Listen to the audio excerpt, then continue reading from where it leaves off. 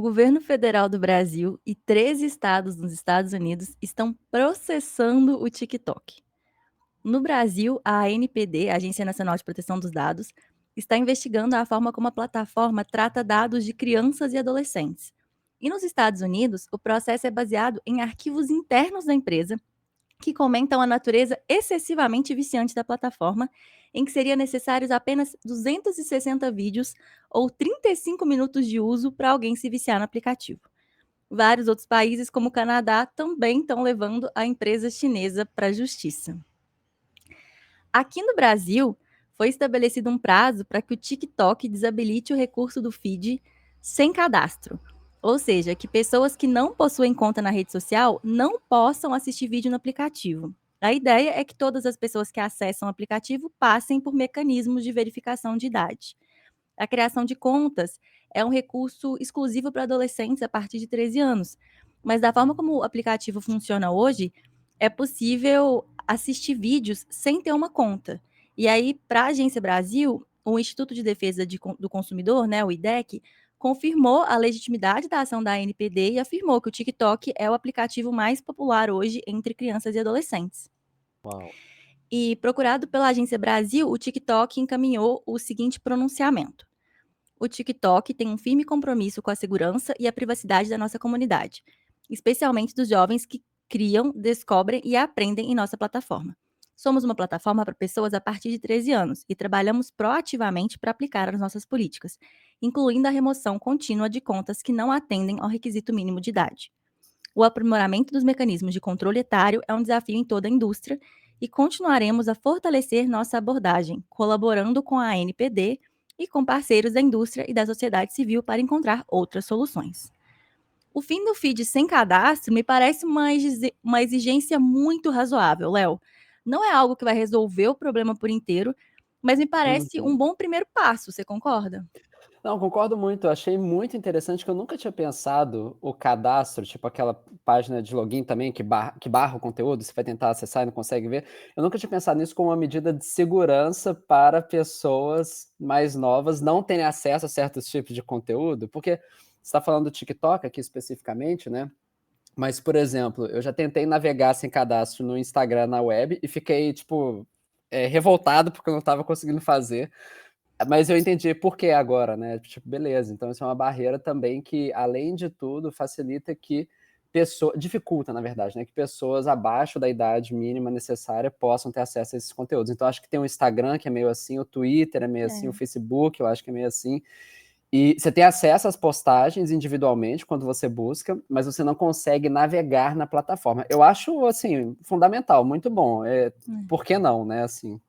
Sim, eu também fiquei com a mesma sensação, sabe? Porque você não criar a conta, você não precisar criar a conta, então você nem precisa tentar burlar, sabe assim? Porque Ah, dá para, por exemplo, sei lá, uma criança tentar burlar, tentar, informar para a plataforma uma idade diferente. Mas se você nem precisa de criar uma conta para acessar a plataforma, que controle é esse, né, da uhum. idade das pessoas e dos adolescentes, das crianças do Brasil e que tipo de coisa que eles estão tendo acesso na internet, se nem criar uma conta eles precisam, né, nem tentar burlar o mecanismo de identificação da idade, eles estão precisando. Então, eu acho super interessante. E nos Estados Unidos, Léo, o processo contra o TikTok está sendo movido por 13 estados, né, Uau. e estão sendo liderados pela Califórnia e por Nova York. E a principal preocupação alegada é essa arquitetura viciante da plataforma. E o que eu achei de novidade nesse caso todo é que os procuradores que eles estão investigando o TikTok, eles tiveram acesso a documentos internos da empresa e a NPR reportou algumas das alegações específicas contra o TikTok nos Estados Unidos. E aí eu acho que uma das coisas que chama mais atenção e que eu mencionei no início, né, é o TikTok ter quantificado a quantidade de vídeos necessários para viciar alguém na plataforma, né? 260 vídeos ou 35 minutos de uso. O que também deixa muito escancarado, né, o tanto que são curtos os vídeos e o tanto que esse uso do TikTok é frenético, né.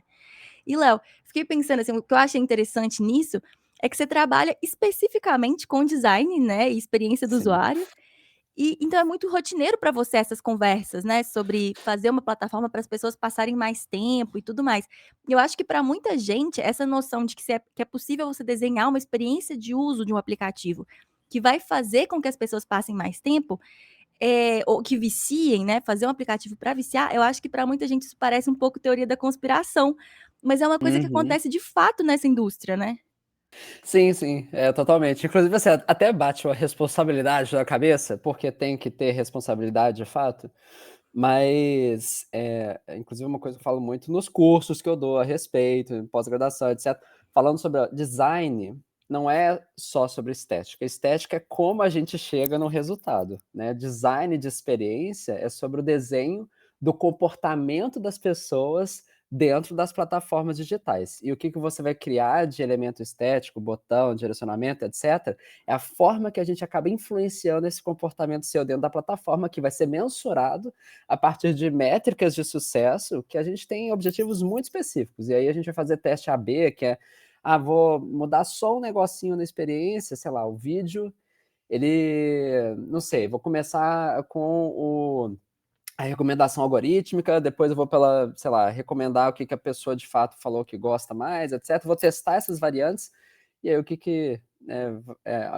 movimentar mais o ponteiro que eu desejo é o que vai continuar no ar, que no caso aqui é tempo de permanência na plataforma, e tem uma outra métrica que eu imagino que o TikTok deve acompanhar bastante, que é o stickiness, né? Que é tipo, quantas vezes a pessoa retorna na plataforma por mês, né? Tipo assim, dos usuários mensais, quantos usuários diários, né? E, de novo, isso tudo é sobre vício, recorrência e tempo de consumo na plataforma. Então, sim, é bem comum, assim, corriqueiro, e a gente vai ter essas conversas cotidianamente, assim, são métricas que a gente vai estar acompanhando no trabalho. Então, se é uma coisa que existe, no caso do TikTok, muito perverso, eu falo muito sobre isso no meu trabalho sobre educação, então isso eu tento me dar uma acalmada, sabe? Eu tô Tentar deixar tentando as fazer as pessoas pessoas estudarem estudando muito. mais. Isso, exatamente. Então, eu fico tentando acreditar que é para o bem, mas é problemático. Mas você falou, né, que são várias métricas que acompanham, mas essa Uhum. específica de tempo de tela, de uso do É, aplicativo, ela costuma ser uma padrão. das principais, né?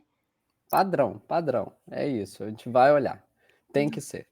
Doideira. E aí, Léo, outras coisas que me deixaram muito curiosa nesse processo, é que eles falam de algumas características do TikTok que encorajam o uso excessivo, né, e aí seria justamente esse algoritmo hiperpersonalizado, a habilidade de rolar o feed infinitamente e o uso que o aplicativo faz de notificação. Faz sentido aí para o especialista? Como é que é? Espera aí. Sim, acho que tudo isso, assim, e eu fico pensando, porque eu estava refletindo, assim, sobre o quanto que qual que é o dilema ético no final das contas? Você falou algumas ferramentas, né, que a gente vai usar para poder justamente puxar esse comportamento especificamente. Mas isso é porque as pessoas intencionalmente estão sendo antiéticas? Não, mas pelo estímulo da métrica especificamente e essas mudanças iterativas que vão acontecendo, acaba descaracterizando esse desenho inicial que tinha uma proposta de não ser invasivo, mas acaba virando invasivo, sabe? Faz sentido isso que eu tô falando? É que eu Faz, estava faz. refletindo sobre isso especificamente, assim, esse dilema que acontece. Não, eu acho que também tem aquela questão de, fazer o carro de boi com o carro já rodando, tipo assim, sabe? Isso. Porque eu acho que essas plataformas elas foram sendo feitas, né, esperando esse tipo de métrica: "Ah, eu quero que as pessoas baixem muito meu aplicativo, que elas passem muito tempo no meu aplicativo".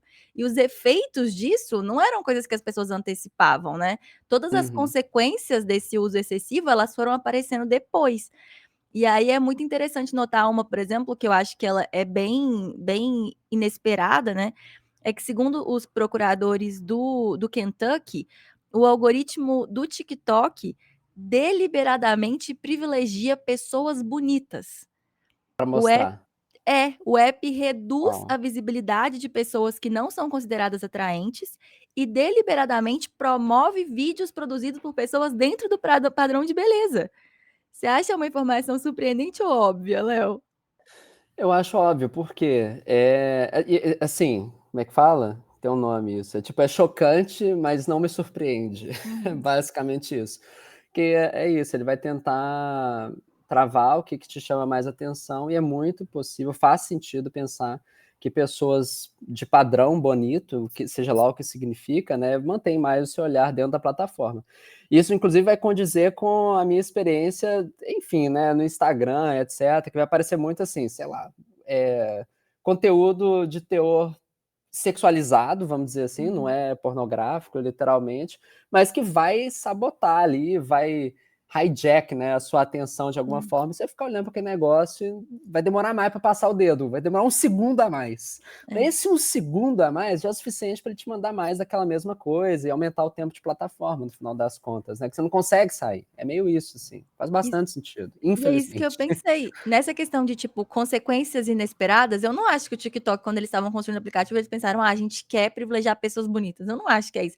Eu acho que Aham. é nessa métrica das pessoas ficarem mais tempo na plataforma, foi levada ao fato de que pessoas bonitas fazem as pessoas ficarem mais tempo, logo o algoritmo, mesmo que ele ainda não tenha outras métricas, né, logo no início ele pode avaliar e ver se aquela pessoa está dentro do padrão, se aquela pessoa é simétrica, sei lá o que que eles avaliam, eles já dão aí um boost no no vídeo, assim.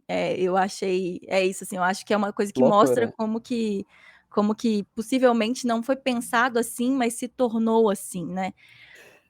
É que não Eh tem o interesse, tipo, é isso, eu não quero aumentar o número de pessoas bonitas aparecendo, eu quero aumentar o tempo de o plataforma, tempo de e aí a plataforma. forma de chegar lá, né, assim, E enfim. aí, nesse sentido, Léo, no processo que está sendo movido pelo estado de Nova York, eles questionam e preocupam especificamente com a promoção dos filtros de beleza. Né, o Uhum. processo argumenta que esses filtros geram problemas de autoimagem, encorajam transtorno alimentar, dismorfia corporal e outros problemas de saúde, e que seria um risco ainda maior para as meninas, né. E aí esses filtros de maquiagem, eu acho que eles são uma das coisas mais bizarras sobre mídias sociais que foram Uhum. normalizadas nos últimos anos, sabe. E é uma coisa É, que eu não vejo a hora de sumir da internet. É porque, tipo isso, essas pessoas que têm todas as condições de fazer todos os procedimentos estéticos, trabalham com isso, elas já estão num patamar que é muitas vezes impossível de ser atingido por pessoas normais que vivem outro tipo de vida.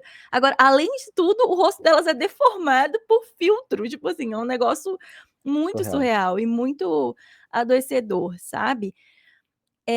Mas pode ser, Léo, que essa realidade com menos filtros, se não sem filtros, com menos, ela esteja mais próxima do que parece, porque os filtros criados por usuário, eles serão removidos do Instagram em janeiro do próximo ano, você sabia disso?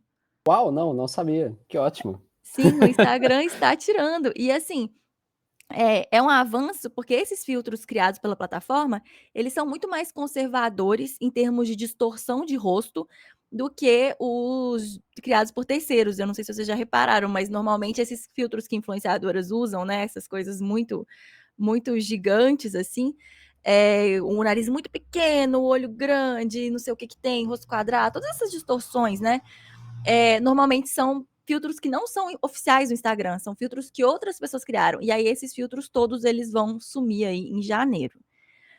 Léo, tem alguma coisa mais que você quer acrescentar sobre esse assunto? Ah, tem um pouco, assim, eu achei interessante a discussão e eu acho que só ressalta aquilo que a gente meio que já bate muito aqui, assim, que é esse comentário da importância da regulamentação, das redes, né, assim, porque eu entendo que vai ter uma discussão, né, tipo: "Putz, será que, tá limitando a forma que a gente pode criar na rede social?" Alguém pode falar, por exemplo, com a questão dos filtros, especificamente. "Será que, de alguma forma, vai piorar a experiência que existe lá dentro?" Pode ser, mas é que nem cigarro, velho. Cigarro vicia, cigarro faz mal, cigarro dá câncer, e aí Hum, lá tem que ter sim uma regulamentação, sim. por exemplo, colocando propaganda ali no verso, né, da caixinha de cigarro, falando: "Olha, esse negócio faz mal pra você, velho. Hum, Tenha certeza do que você tá fazendo". Rede social é a mesma coisa, assim, não é porque a empresa é bilionária e gigante que ela pode chegar e fazer o que ela quiser. Ela tem que respeitar de alguma forma o que que a gente tem como princípio de sociedade nosso. Então eu acho muito positivo, assim, sabe, essa conversa tá acontecendo, e porque se depender da empresa, não vai mudar, não vai melhorar. E também, se depender dos profissionais que estão dentro da empresa, que dependem do emprego que estão lá dentro, também não vai mudar tanto assim. Então tem que ser sim. pela esfera governamental e legal mesmo. Então, acho que é isso. Que bom que está acontecendo.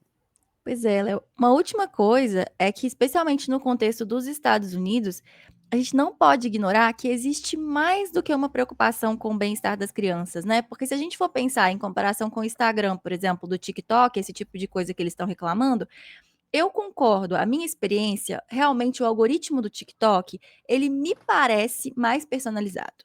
De fato, Uhum. ele me parece um algoritmo Mas nesse sentido eu fico pensando, como é que os chineses, eles será que eles não só foram melhores em criar um algoritmo de retenção de tela? Será que a questão que o Instagram só não tem um algoritmo assim, porque eles não conseguiram chegar e desenvolver um algoritmo tão engajante, né. Mas nas outras questões, feed infinito, notificação, é muito a mesma coisa, né. Uhum. Então eu acho que a gente precisa entender que existe, principalmente, uma batalha pelo mercado consumidor, né, não só interno, não só nos Estados Unidos, como o mercado mundial, né.